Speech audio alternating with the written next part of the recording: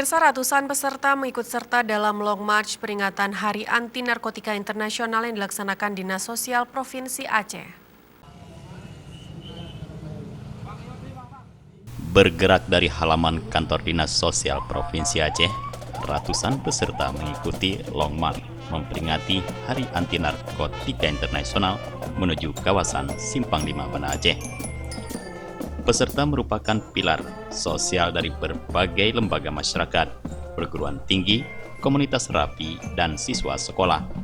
Kegiatan ini turut didukung BNN Aceh.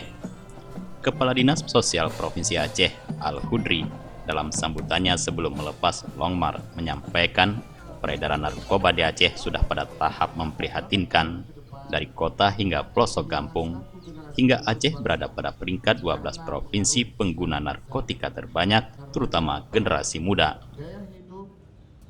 Aceh saat ini peringkat ke-12, itu data dari BNN ya.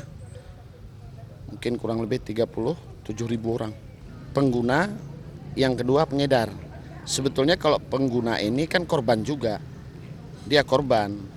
Tapi walaupun korban tetap harus direhabilitasi, tentu prosedur hukum tetap berjalan.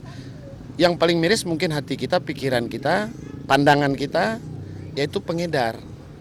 Pengedar ini yang mungkin, kalaulah bisa jangan ada ampun, tidak ada ampun, dan tidak perlu dibeli ampun. Ini hemat kita, karena ini yang membuat rusak bangsa ini. Nah, semua ini akibat adalah pergeseran dan perubahan kehidupan.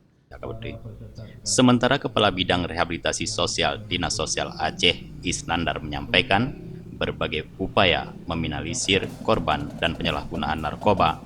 Tahun 2020 akan datang, dibangun pusat terapi dan rehabilitasi korban penyalahgunaan narkoba yang berlokasi di Bener Priah.